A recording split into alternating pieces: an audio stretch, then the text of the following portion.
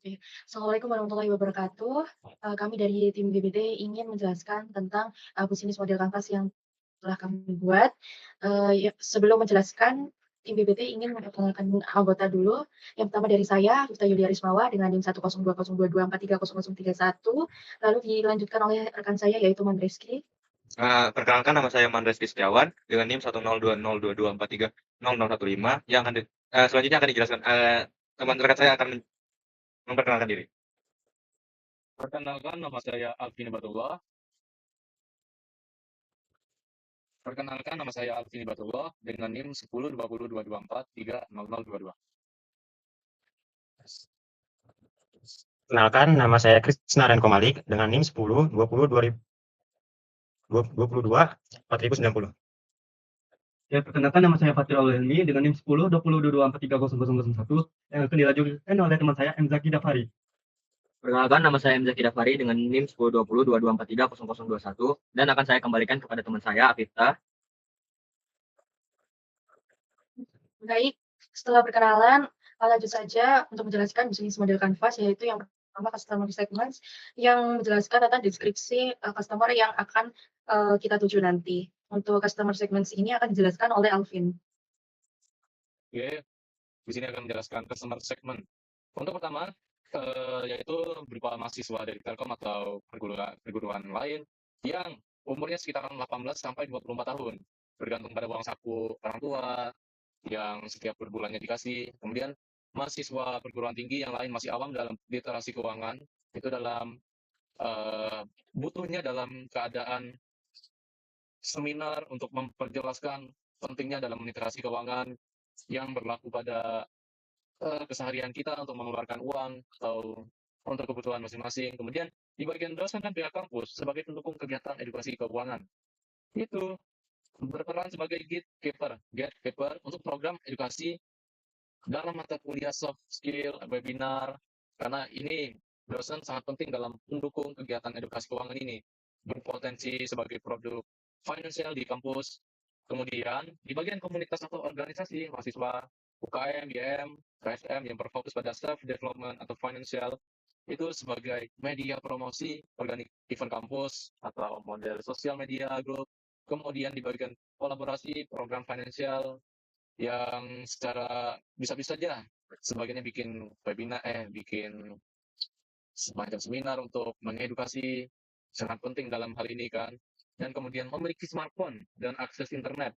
Itu karena kita harus memiliki itu untuk sebagai akses smart. Misalnya BCA atau BNI Mobile yang berpengaruh dalam e-wallet dan lain-lain gitu. Karena sangat diperwajibkan untuk memiliki ini karena bisa jadi untuk di bagian bank itu kita untuk menabung, kemudian di bagian e-wallet itu untuk sebagai pengeluaran setiap kita ingin mengeluarkan, misalnya untuk di bagian dana, e-wallet dana itu kita bisa mengeluarkan uang dari situ untuk sebagai akses dalam pengeluaran bahan baku, bisa seperti itu. Karena di berbagai e-wallet itu muncul banyak aplikasi yang sangat memungkinkan untuk kebutuhan finansial kita. Kemudian literasi keuangan dasar masih rendah. Karena apa? Karena masih belum belum ada relasi yang memasukkan, mungkin belum masuk ke diri kita karena oh ini ada semacam webinar nih atau semacam seminar tentang literasi keuangan. Mungkin saja yang lain tidak pernah mendengar hal itu, makanya tidak masuk ke kuping diri sendiri kan. Kalau kita bisa mendapat relasi dari teman, ini ada literasi dari keuangan nih, kayak semacam seminar. Nah, itu bisa membuat kita mengikutinya. Kemudian di bagian terakhir tertarik memperbaiki pengelolaan uang. Di sini banyak berbagai internet yang memfasilitasi aplikasi yang untuk mengelola keuangan kita per bulan gitu. Misalnya kita dikasih 2 juta, kemudian ada aplikasi e-wallet atau aplikasi yang untuk membuat kita untuk meminimalisir keuangan kita agar menjadi lebih teratur dalam kebutuhan pengeluaran bahan baku, makan, atau minuman dan lain-lain, internet, seperti itu. Itu saja untuk di bagian customer segment. Dan dilanjutkan dengan teman saya, mungkin di bagian customer relationship, mungkin atau channel atau gimana. Untuk teman saya, silakan berbicara. Baik, akan dilanjutkan di bagian customer relationship. Saya jelaskan dulu customer relationship itu atau hubungan pelanggan adalah strategi bisnis untuk membangun dan menjaga hubungan baik, dengan pelanggan. Jadi bagaimana, bisnis kita ini, bisa berhubungan baik dengan pelanggan sehingga, pelanggan tidak jenuh untuk menggunakan software kita. Untuk customer relationship ini akan dijelaskan oleh Fatir. Baik, di sini saya akan menjelaskan apa itu customer relationship. Itu ada poin pertama yaitu notifikasi berkala yang personal. Notifikasi yang dikirim secara rutin kepada pengguna dengan isi yang disesuaikan dengan kebutuhan, preferensi, dan kebiasaan finansial mereka. Contohnya, pengingat untuk membayar tagihan Shopee gitu atau ya notifikasi saat pengeluaran melebihi batas yang bertujuan untuk menjaga keterlibatan pengguna dan memberikan nilai tambah secara konsisten. Yang kedua itu ada gamifikasi sosial, itu menerapkan elemen permainan dalam komunitas atau antar pengguna, seperti tantangan hemat mingguan antar teman atau leaderboard, dan juga badge untuk pencapaian finansial. Ini berfungsi untuk membuat aktivitas keuangan kita merasa lebih menyenangkan atau interaktif.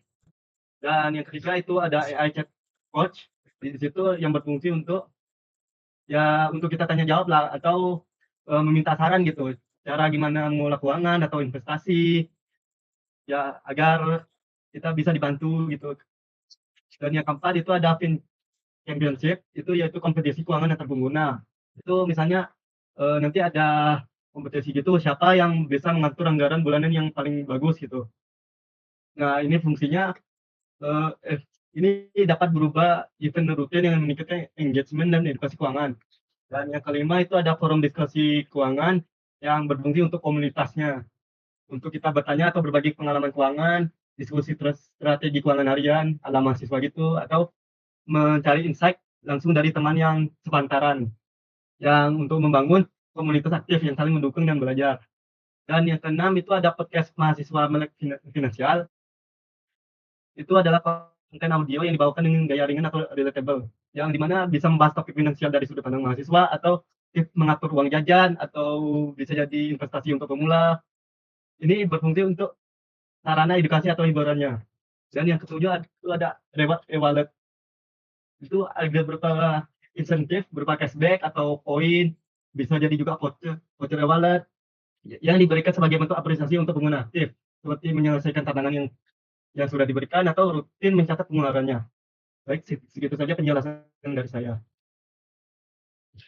Baik, terima kasih Fatir. Untuk selanjutnya yaitu, menjelaskan tentang channels atau saluran. Channels itu sendiri media yang digunakan untuk menyampaikan produk kita, software ini, kepada konsumen kita.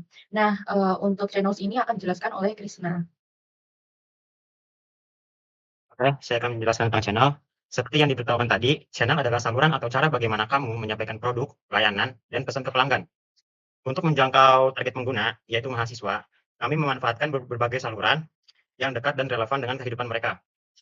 Saluran utama adalah melalui aplikasi mobile kampus yang dapat diunduh dengan mudah dan dirancang agar intuitif serta nyaman dengan mahasiswa. Aplikasi ini akan menjadi pusat utama pengguna fitur seperti analisis keuangan otomatis, rekomendasi pengelola keuangan, tabungan otomatis atau manual, dan edukasi serta rekomendasi saham. Selain itu, kami juga memanfaatkan sosialisasi ini melalui komunitas kampus, UKM, dan event. Kami percaya bahwa pendekatan melalui lingkungan sosial kampus ini bisa meningkatkan keterlibatan serta kepercayaan mahasiswa terhadap aplikasi ini. Karena mahasiswa itu setiap hari pasti akan mengecek aplikasi yang ada di handphone tersebut. Lalu setelah itu ada media sosial kampus. Di sini bisa juga melalui media sosial kampus yang notabene-nya ada mahasiswa-mahasiswa yang mengikuti akun tersebut seperti Facebook, Instagram, ataupun di X. Lalu untuk memperkuat dan distribusi dan edukasi, kami akan mengadakan seminar literasi keuangan, baik secara Zoom maupun daring. Dalam seminar ini, mahasiswa bisa mendapatkan pemahaman langsung mengenai fitur aplikasi dan manfaatnya. Tidak hanya itu, media sosial kampus dan kanal digital lainnya juga akan digunakan untuk menyebarkan konten edukatif.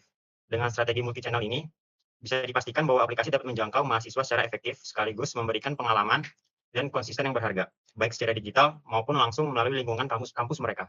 Mungkin itu saja dari saya. Baik, terima kasih Krisna. Untuk selanjutnya yaitu value proposition, saya jelaskan dulu. Value proposition sendiri itu adalah nilai yang kita tawarkan kepada pelanggan nanti.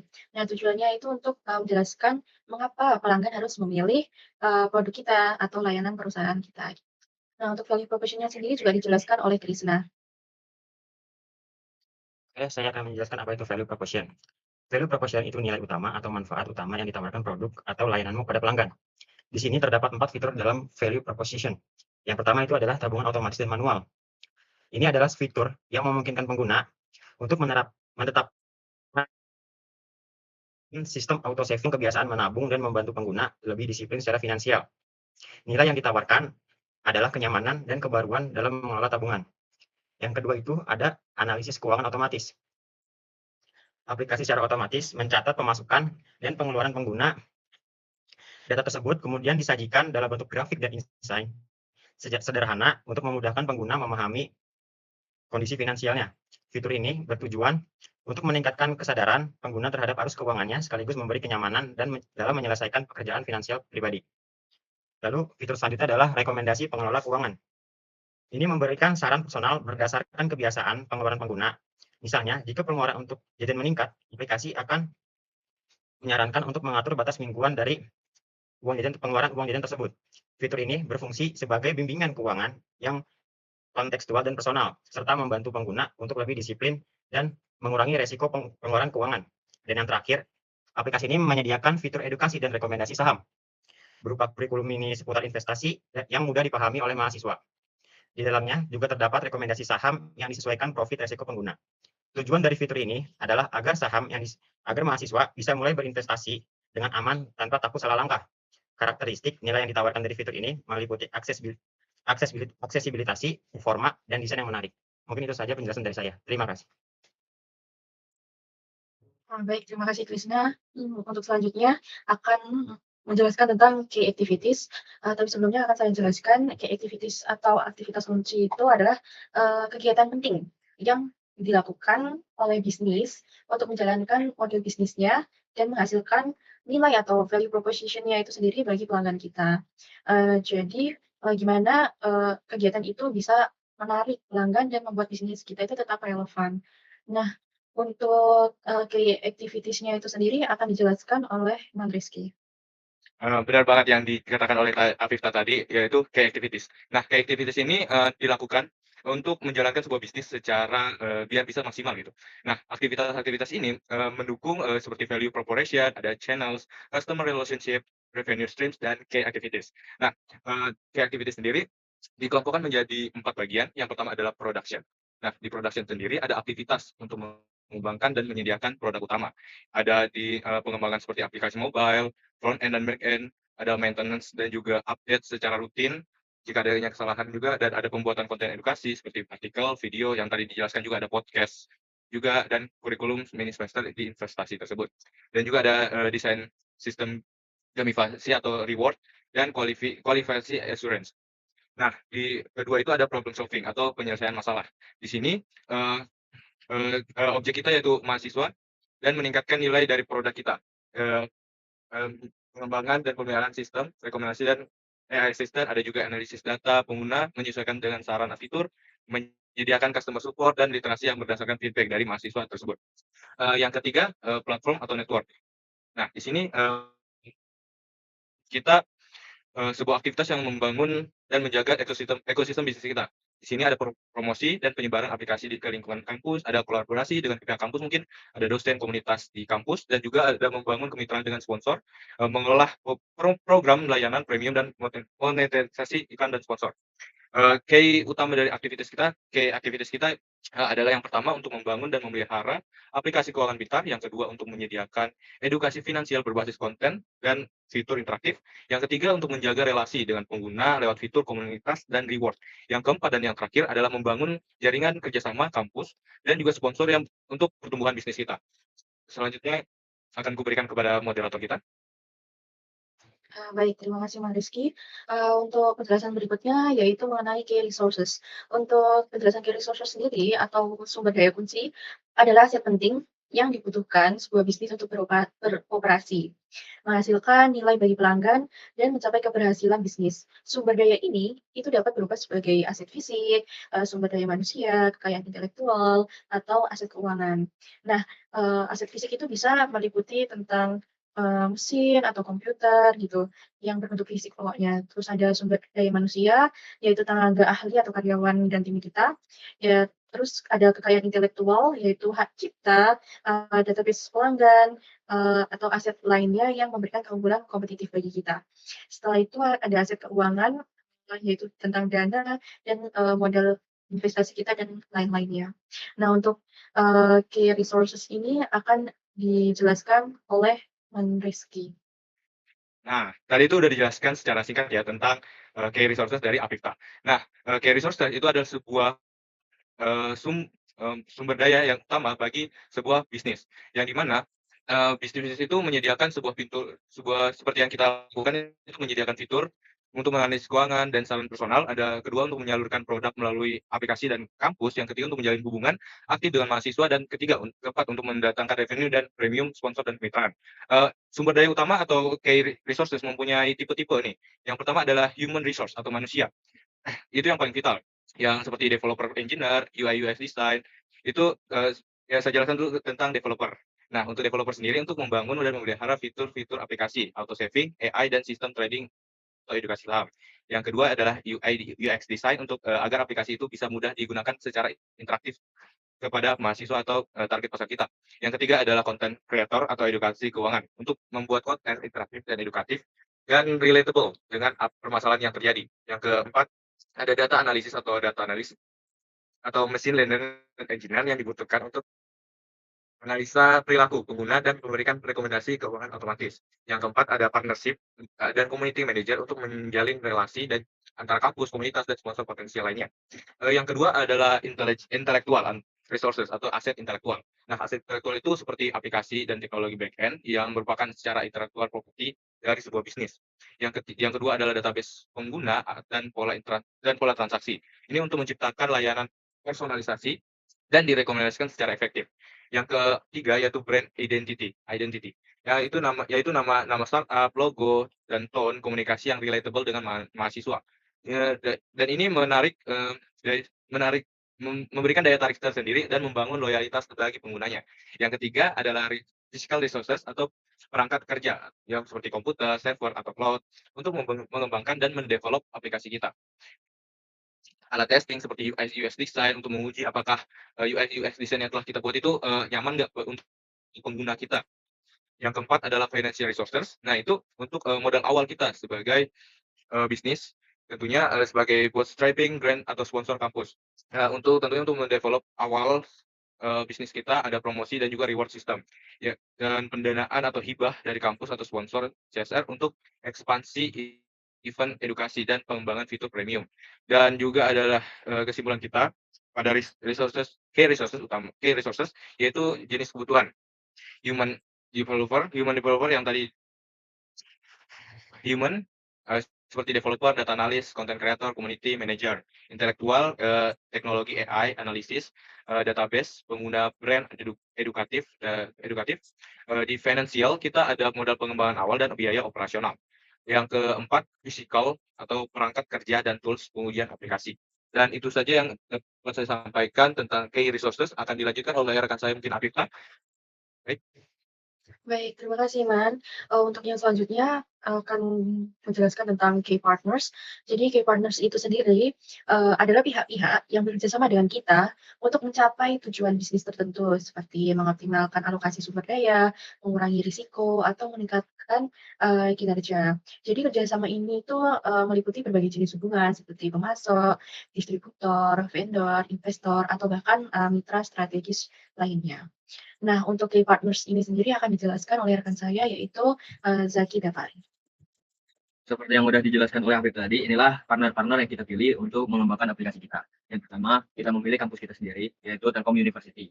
Nah, kampus kita ini diharapkan berperan sebagai fasilitator utama yang dapat memberikan izin, riset penggunaan aplikasi kita, dan uji coba terhadap aplikasi kita. Karena dari kampus kita ini, kita bisa mendapatkan akses yang besar kepada mahasiswa, bisa membuat promosi event, atau validasi dari akademik.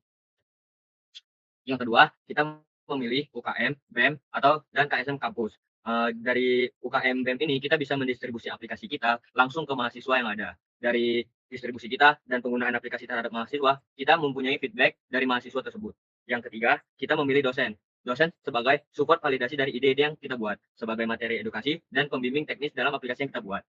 Karena dosen memiliki pengetahuan yang lebih tinggi dan kolaborasi terhadap akademik yang lebih luas. Yang keempat, komunitas finansial mahasiswa.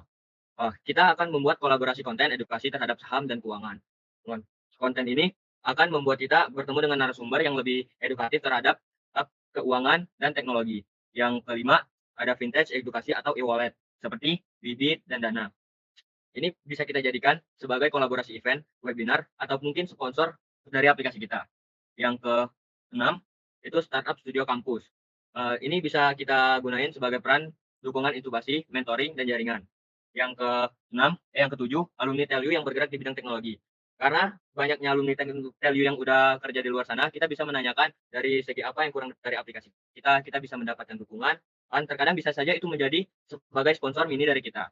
Itu saja partner yang saya pilih sesuai kriteria yang kita inginkan. Kita memilih partner tersebut karena kita mempunyai 4 kriteria langsung, seperti yang pertama, partner kita itu mempunyai akses langsung ke banyak mahasiswa. Yang kedua, partner kita sudah pernah berkolaborasi dengan mahasiswa atau UKM-UKM yang lain. Yang ketiga, partner kita bisa diajak berkolaborasi jangka panjang, bukan hanya dalam satu kali event saja. Yang keempat, bisa memberikan value, bukan dalam bentuk uang saja, tetapi narasumber atau dukungan dari kampus. Dan juga bisa jadi channel distribusi, supaya kita bisa menyebarluaskan aplikasi kita. Udah, itu saja penjelasan dari saya. Selanjutnya saya kembalikan kepada Afifta. Baik, terima kasih Zaki. Untuk selanjutnya akan saya lanjutkan mengenai cost structure. Cost structure sendiri ini adalah elemen yang menggambarkan semua biaya yang dikeluarkan oleh bisnis untuk menjalankan operasinya dan menghasilkan proporsi nilai atau value proposition itu sendiri. Itu biasanya mencakup biaya tetap atau fixed cost seperti sewa dan gaji, serta biaya variable cost seperti bahan baku dan biaya distribusi. Namun saya jelaskan terlebih dahulu untuk untuk bisnis kita ini itu memiliki jenis bisnis yaitu B2C atau business to consumer langsung kepada mahasiswa sebagai pengguna utama aplikasi kita, tapi dengan kemungkinan jangka panjang menjalin kerjasama yaitu B2B dengan bisnis to bisnis dengan kampus, sponsor atau fintech untuk mengubah uang tambahan. Nah, selanjutnya yaitu ada memanfaatkan resource gratis atau dukungan kampus untuk efisiensi anggaran. Setelah itu ada fokus ke MVP atau minimum viable product, jadi hanya fitur-fitur utama aja yang akan dikembangkan atau dibuat. Setelah itu ada biaya langganan platform cloud itu untuk sistem developer-nya nanti, dan ada biaya event sponsor yang akan menjadi biaya tambahan atau juga nanti bisa jadi fixed cost juga, dan ada dana darurat untuk dana-dana penting. Untuk tadi penjelasan tentang pengembangan MVP aplikasi itu tersendiri, yaitu ada fitur utama yang jelas itu analisis plus rekomendasi keuangan. Dan server dan layanan cloud tadi untuk menyimpan data dan operational application.